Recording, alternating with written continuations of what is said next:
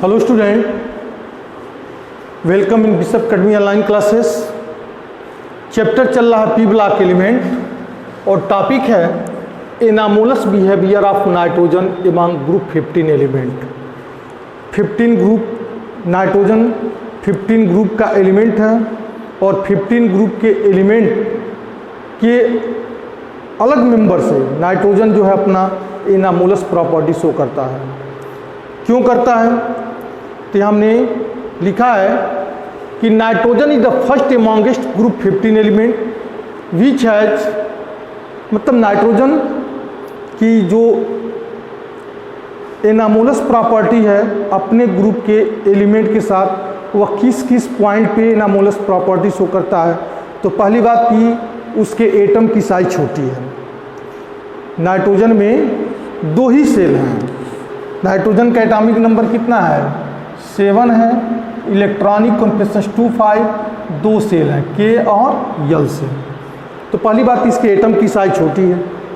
दूसरा, जब एटम की साइज छोटी है तो इसकी इलेक्ट्रोनिगेटिविटी भी ज़्यादा होगी। अगर इसको 3 इलेक्ट्रॉन मिल जाए, मतलब अगर ये 3 इलेक्ट्रॉन को इसके बैलेंस सेल्स में आ जाए तो यह ऑक्टेट कंप्लीट कर लेगा। किसके समान? नियान के समान। तो साइज छोटी है तो हाईली इलेक्ट्रोनिगेटिव एलिमेंट होगा। और साइज छोटी है तो सबसे बड़ी बात क्या है कि इसके एटॉमिक साइज, एटम की साइज अगर छोटी है तो इसके बैलेंस सेल से अगर इलेक्ट्रॉन को निकालना है, 2 सेल हो गया, 1 2 3 4 5। इसके बैलेंस सेल से अगर इलेक्ट्रॉन को हमको निकालना है, इसके बैलेंस सेल से इलेक्ट्रॉन को हमको निकालना है तो हाई अमाउंट में एनर्जी की रिक्वायरमेंट होगी। और हाई अमाउंट में एनर्जी की रिक्वायरमेंट होगी तो उसको हम क्या बोलते हैं? Highest ionization enthalpy. मतलब आयनाइजेशन एंथैल्पी की वैल्यू जो है बढ़ जाएगी। आयनाइजेशन एंथैल्पी की वैल्यू क्या हो जाएगी? इंक्रीज कर जाएगी। तो इसका मोस्टली 3 पॉइंट है। चौथा पॉइंट क्या है कि नाइट्रोजन में जो है डी ऑर्बिटल अब्सेंस है।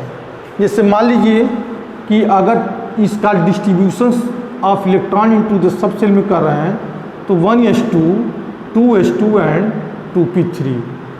ठीक है, डी ऑर्बिटल आया? नहीं आया, क्योंकि 2p के बाद 2d नहीं आता है। 3s के बाद 3p, 3p के बाद 3d आता है सेकेंडरी वैलेंसी के फॉर्म में, लेकिन यहाँ पे 2p के बाद जो है 2d नहीं आता है।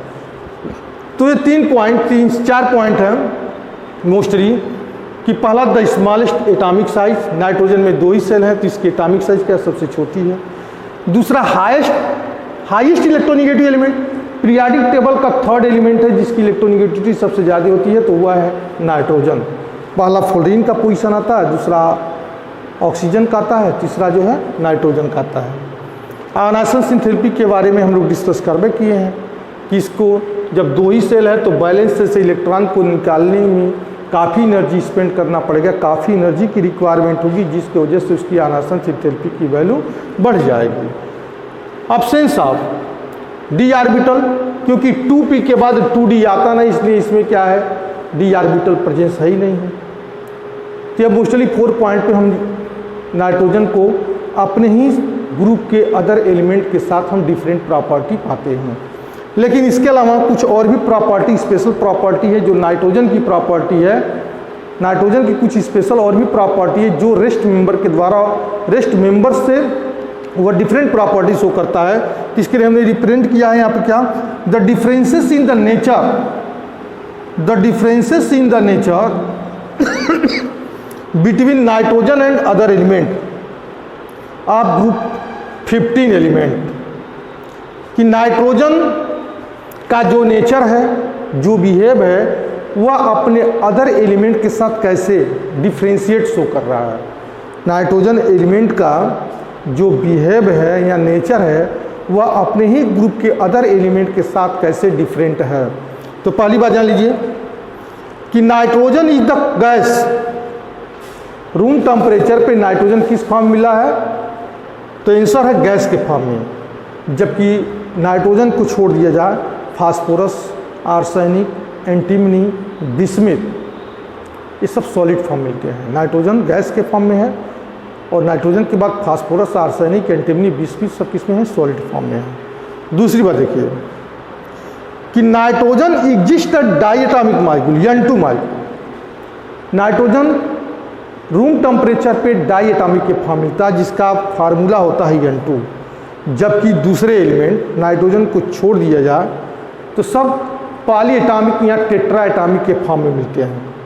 पॉली एटॉमिक या टेट्रा एटॉमिक के फॉर्म मिलता है और जिसका हमने फार्मूला लिखा जैसे P4 फास्फोरस का है, यानी 4 मॉलिक्यूल के साथ एसोसिएट होता है फास्फोरस, 4 मॉलिक्यूल के साथ फास्फोरस एसोसिएट होता है। जैसे आर्सेनिक का 4 मॉलिक्यूल आपस में एसोसिएट होता है, एंटीमनी का भी है 4 लिखा है, तो 4 मॉलिक्यूल के एसोसिएशन दिखा रहा है। तो ये पॉली एटॉमिक है, जबकि नाइट्रोजन क्या डाई एटॉमिक मॉलिक्यूल्स है। तीसरा दे रहा being the highest electronegative element nitrogen. अब नाइट्रोजन अगर हाइड्रोजन से कॉम्बिनेशन करता है, नाइट्रोजन अगर हाइड्रोजन के साथ कॉम्बिनेशन करके अगर बॉन्ड बनाता है तो उस बॉन्ड का नेचर क्या होगा? वो कौन सा बॉन्ड होगा? हाइड्रोजन बॉन्डिंग होगा, क्योंकि नाइट्रोजन और हाइड्रोजन के बिटवीन में इलेक्ट्रोनेगेटिविटी का बहुत ज़्यादा डिफरेंसेस होता है, जिसकी वजह से अगर नाइट्रोजन हाइड्रोजन से कॉम्बिनेशन करता है तो बॉन्ड जो बनाएगा वो हाइड्रोजन बॉन्ड होगा। लेकिन नाइट्रोजन के बाद phosphorus, arsenic, antimony, bismuth, nitrogen phosphorus, arsenic, antimony, bismuth के इलेक्ट्रोनेगेटिविटी में और हाइड्रोजन की इलेक्ट्रोनेगेटिविटी में कुछ खास डिफरेंस नहीं मिलता है। और खास डिफरेंस न मिलने की वजह से हाइड्रोजन अगर फास्फोरस, आर्सेनिक, एंटीमनी, बिस्मुथ के साथ अगर बॉन्ड बनाता है तो वह बॉन्ड हाइड्रोजन बॉन्डिंग नहीं होगा, वह कोवैलेंट बॉन्डिंग होगा। कौन सा बॉन्डिंग होगा? वो कोवैलेंट बॉन्डिंग होगा। लेकिन नाइट्रोजन के साथ हाइड्रोजन अगर बॉन्डिंग करता है तो बॉन्ड क्या होगा? हाइड्रोजन बॉन्डिंग होगा। अगले पॉइंट है कि nitrogen form p pi bond, multiple bond. कैसा bond? Triple bond. Multiple bond मतलब ट्रिपल बॉन्ड। नाइट्रोजन का एक नाइट्रोजन का पी पाई दूसरे नाइट्रोजन के पी पाई से कॉम्बिनेशन करके ट्रिपल बॉन्ड बना रहा है, ठीक है। जबकि अदर एलिमेंट जो हैं वो पी पाई डी पाई बनाते हैं। इस ग्रुप के अदर एलिमेंट जो बॉन्ड बनाते हैं वह बॉन्ड कैसा होता है? पी पाई और डी पाई होता है, मल्टीपल, ठीक है। Other element in the group p pi d pi multiple bond. P pi बनाने की कैपेसिटी सिर्फ नाइट्रोजन में होती है। अदर एलिमेंट, इस ग्रुप के अदर एलिमेंट में p pi and d pi bond, multiple bond बनाते हैं, याद रखिएगा इसको। Nitrogen show oxidation state. देखना नाइट्रोजन कितना ऑक्सीडेशन स्टेट शो कर रहा था, हमने इसको ऑक्सीडेशन स्टेट में भी पढ़ाया आपको। Chemical property of the group 15 element में हमने इस चीज़ को पढ़ाया भी है, याद रखिए वहाँ पे। तो वहाँ पे लेके यह नाइट्रोजन -3, -2, -1, 0, +1, +2, +3, +4 एंड +5 इतने ऑक्सीडेशन स्टेट के साथ नाइट्रोजन कॉम्बिनेशन करके कंपाउंड बनाता है। नाइट्रोजन का ऑक्सीडेशन स्टेट अलग अलग होता है, -3, -2, -1, 0, +1, +2, +3, +4 एंड +5। +1 से लेकर के +5 तक का ऑक्सीडेशन स्टेट शो करता है जब यह ऑक्सीजन के साथ कंबाइन करता है तब। और -3, -2, -1 जब करता है, ये किसी के साथ कम्बिनेशन करता है, मान लीजिए -3 के साथ वह अमोनिया के साथ कम्बिनेशन कर ले तो -2 के केस में किसके साथ करेगा? हाइड्रोजन के साथ रिएक्शन कर ले, तब हाइड्रोजन के साथ रिएक्शन कर ले। -1 हाइड्रोक्सियल एमाइन के साथ रिएक्शन करे तब। तो ये सब कंपाउंड का फॉर्मेशन करते हैं, मतलब डिफरेंट टाइप के ऑक्सीडेशन स्टेट के साथ जो है कॉम्बिनेशन करके वेरियस टाइप के कंपाउंड का फॉर्मेशन करता है। लेकिन अदर एलिमेंट नाइट्रोजन के अलावा इसी ग्रुप के अदर एलिमेंट में लिमिटेड ऑक्सीडेशन स्टेट होता है, -3, +3, -3, +3 एंड +5। और नाइट्रोजन के साथ अनलिमिटेड ऑक्सीडेशन स्टेट है, नाइट्रोजन के साथ अनलिमिटेड ऑक्सीडेशन स्टेट है। लेकिन इसी ग्रुप के अदर एलिमेंट है जिनके साथ लिमिटेड ऑक्सीडेशन स्टेट है। वो ऑक्सीडेशन स्टेट क्या हो सकता है? -3 +3 एंड +5।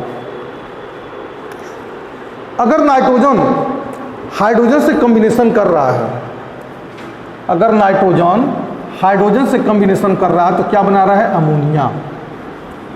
या और भी इसी ग्रुप के एलिमेंट हाइड्रोजन से कॉम्बिनेशन करके क्या बना रहा है? हाइड्राइड।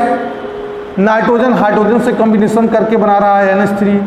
फास्फोरस हाइड्रोजन से कॉम्बिनेशन करके बना रहा है PH3। आर्सेनिक हाइड्रोजन से कॉम्बिनेशन करके बना रहा है आर्सेनिक हाइड्राइड। एंटीमनी हाइड्रोजन से कॉम्बिनेशन करके एंटीमनी हाइड्राइड बना दिया। बिस्मिथ भी कॉम्बिनेशन करके हाइड्रोजन से BiH3 बना दिया। तो हम देखते हैं अमोनिया, इसमें अमोनिया की जो बेसिक कैरेक्टर होती है वो ज़्यादा होती है। किसके कंपेरिजन में? अपने ही ग्रुप, मतलब नाइट्रोजन हाइड्रोजन से कॉम्बिनेशन किया तो हाइड्राइड बनाया, लेकिन इस हाइड्राइड की बेसिक कैरेक्टर इसके इसके और इसके और इसके बेसिक कैरेक्टर से ज़्यादा होती है। मतलब PH3 की जो बेसिक कैरेक्टर होगी उससे ज़्यादा अमोनिया की बेसिक कैरेक्टर होगा। PH3 का जो बेसिक कैरेक्टर होगा वह ज़्यादा होगा किससे? आर्सेनिक ट्राइहाइड्राइड से। आर्सेनिक ट्राइहाइड्राइड का जो बेसिक कैरेक्टर होगा एंटीमनी ट्राइहाइड्राइड से ज़्यादा होगा।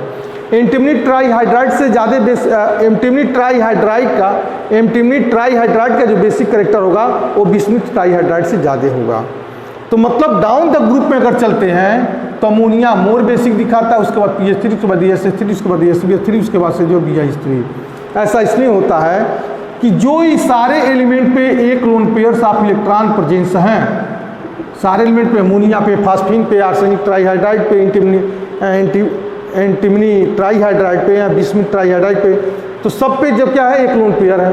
तो जितना इजीली यह ammonia loan pair of electron donate कर देगा उतना इजीली यह नहीं करेगा, यह जितना इजीली करेगा यह नहीं करेगा, यह जितना इजीली करेगा यह नहीं करेगा, यह जितना इजीली करेगा यह नहीं करेगा। ऐसा इसलिए होता है क्योंकि नाइट्रोजन के एटम की साइज छोटी है, और जिस एटम की साइज जितना छोटी होता है वो उतना easily loan pair of electron donate करता है और उसकी बेसिक कैरेक्टर उतना ही तेजी से बढ़ जाती है, क्योंकि लुईस बेस वही है जो lone pair of electron donate करे और लुईस एसिड वही है जो lone pair of electron accept करे। तो इसकी बेसिक कैरेक्टर मतलब नाइट्रोजन से बनने वाला हाइड्राइड का जो बेसिक कैरेक्टर ज़्यादा होता है, बाकी सबका कम होता है।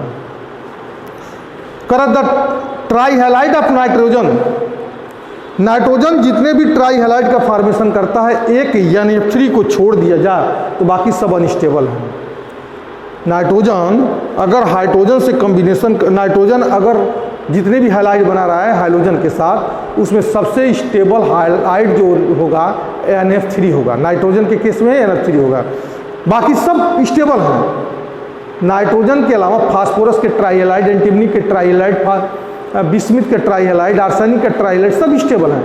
नाइट्रोजन का ट्राइहैलाइड में केवल NF3 स्टेबल होता है, बाकी कोई हैलाइड स्टेबल नहीं होता है। इसका भी एक कारण है कि नाइट्रोजन और फास्फोरस के दोनों के एटम की साइज एक बराबर है, लगभग एक बराबर है। नाइट्रोजन और नाइट्रोजन और फ्लोरीन के एटम की साइज दोनों की क्या लगभग एक बराबर है। जब दोनों की साइज लगभग एक बराबर है तो यह NF3 कंपाउंड, जो NF3 कंपाउंड है वो स्टेबल होता है। बाकी नाइट्रोजन अगर क्लोरीन से रिएक्शन करे तो क्लोरीन के एटम की साइज बड़ी हो जा रही है। क्लोरीन के एटम की साइज, अरे क्लोरीन में 3 सेल है, नाइट्रोजन तो 2 ही सेल है, तो एटम की साइज बड़ी हो जाएगी।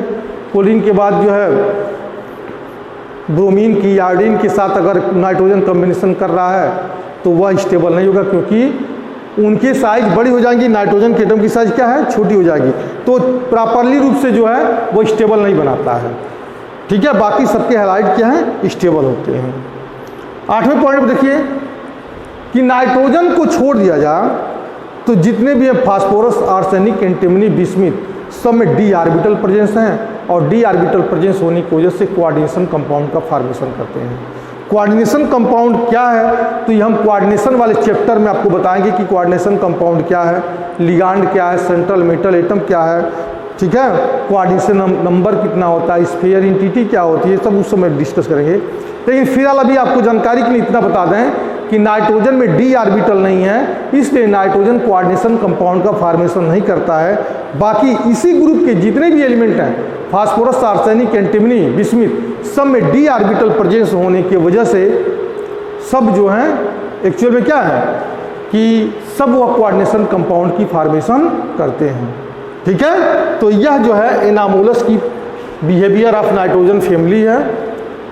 Anomalous behaviour of nitrogen family है। सब नाइट्रोजन अपने ही ग्रुप के कैसे अदर एलिमेंट के साथ वह डिफरेंट की प्रॉपर्टी को शो कर रहा हो।